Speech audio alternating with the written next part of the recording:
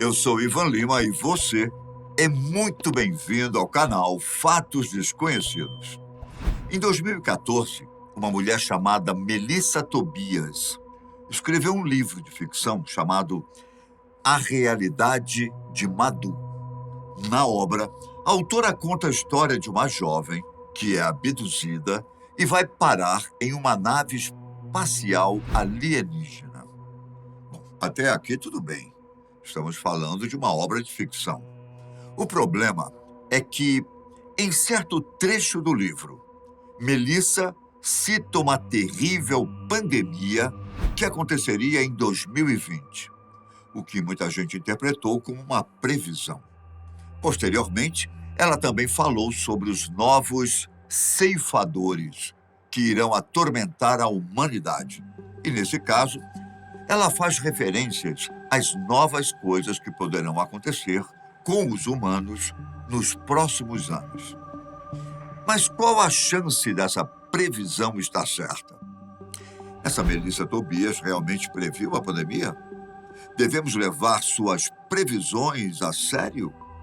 Vem comigo, que eu te conto tudo o que sabemos sobre a mulher que previu a pandemia e a chegada dos ceifadores. Muitas pessoas dizem por aí que se o livro de Melissa Tobias tivesse sido levado a sério, a humanidade poderia ter se preparado para enfrentar a terrível pandemia que assolou a humanidade nos últimos anos. Se a ficção de 2014 fosse interpretada da maneira certa, certamente muitas vidas teriam sido poupadas. Porém, isso é o que muita gente por aí pensa, porque nem mesmo a autora do livro se lembrava dessa previsão, ou melhor, dessa coincidência. Melissa diz que a previsão no livro surgiu de forma confusa e que na época em que a obra foi lançada, ela estava em um momento de estudos sobre espiritualidade e misticismo. O livro A Realidade de Madhu conta como uma adolescente é abduzida por extraterrestres e vai parar dentro de uma nave espacial.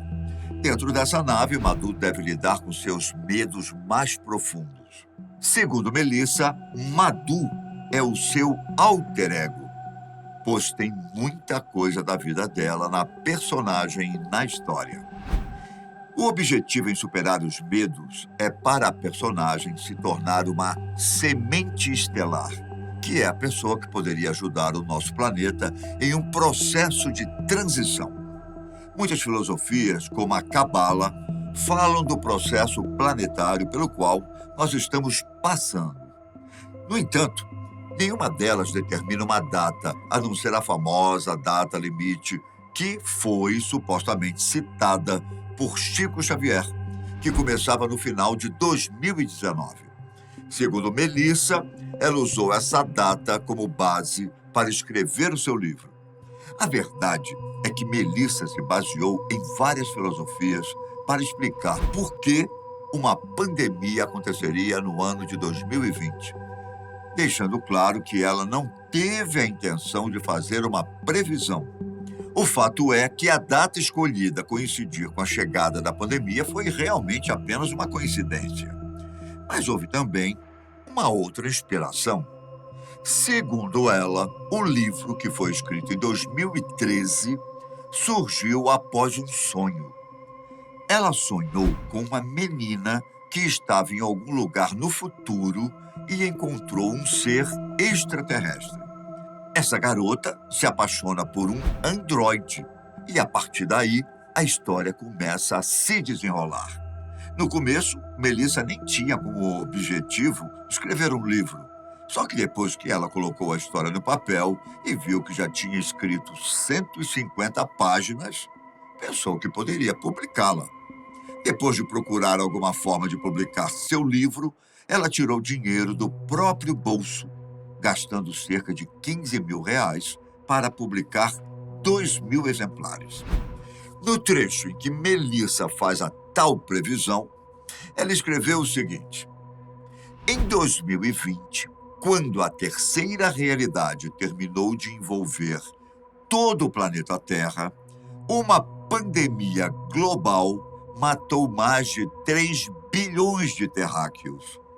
Foi um momento muito caótico, que durou 2 anos.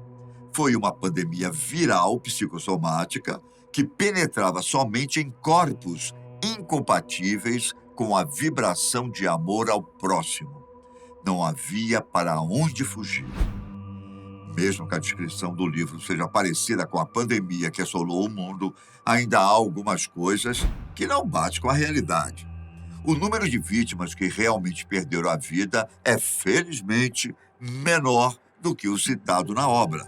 Por ser muito religiosa e gostar de espiritualidade, Melissa acha que nada é por acaso e que, com certeza, deve haver um motivo para ela ter escrito essa suposta previsão, mas que ela ainda não sabe qual propósito.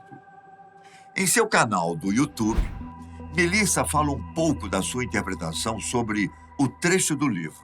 Para começar, ela diz que não devemos tomar sua interpretação como uma verdade absoluta.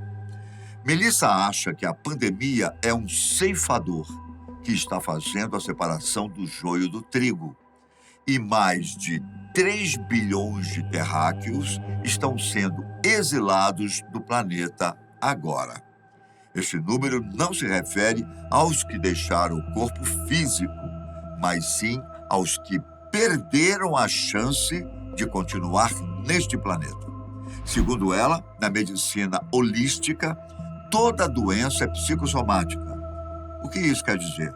Bom, o termo psicossomático pode significar a origem psicológica de determinadas doenças. Sendo assim, quando alguém não está emocionalmente saudável, seu sistema imunológico fica fraco e não consegue combater os agentes infecciosos. Posteriormente, Melissa escreveu o livro A Realidade dos Sete, que é uma continuação do livro A Realidade de Madu.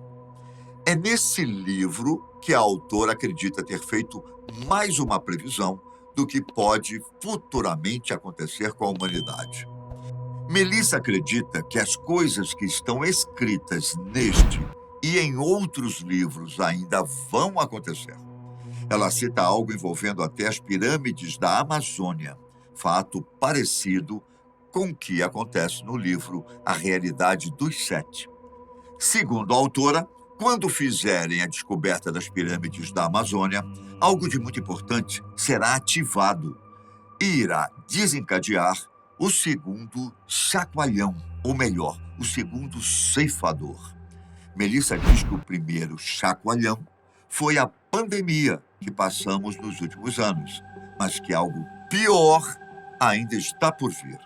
Bom, ainda sobre o livro A Realidade dos Sete, a autora também cita o quarto cavaleiro do Apocalipse, que, segundo ela, seria uma grande movimentação e reajustes na crosta terrestre e nas placas tectônicas, despertando vulcões no meio do Oceano Atlântico.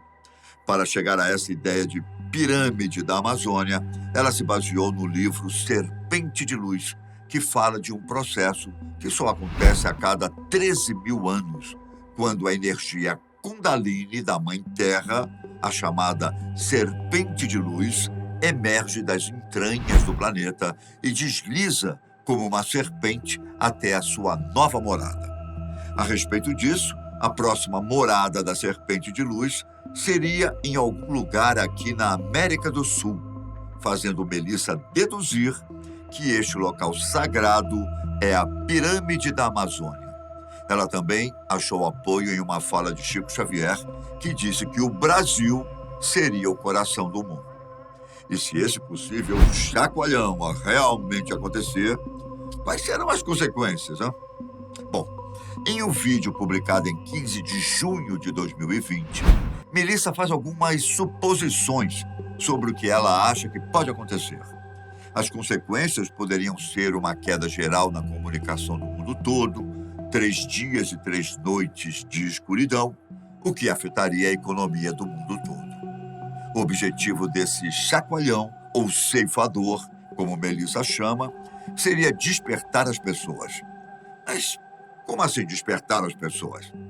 Ela acredita em uma teoria que diz que a humanidade precisaria atingir 7% da população para evitar a vinda do segundo ceifador.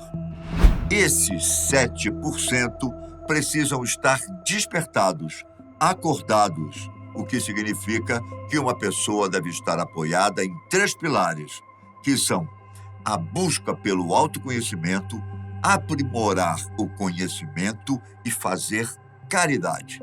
Se uma pessoa está apoiada nesses 3 pilares, ela está acordada. Parece um pouco estranha essa história, não é? Bom, de fato, toda essa teoria aparenta não ter pé nem cabeça, mas considerando que Melissa acertou na previsão da pandemia, não seria tão absurdo considerar que alguma dessas suas previsões podem ser cumpridas.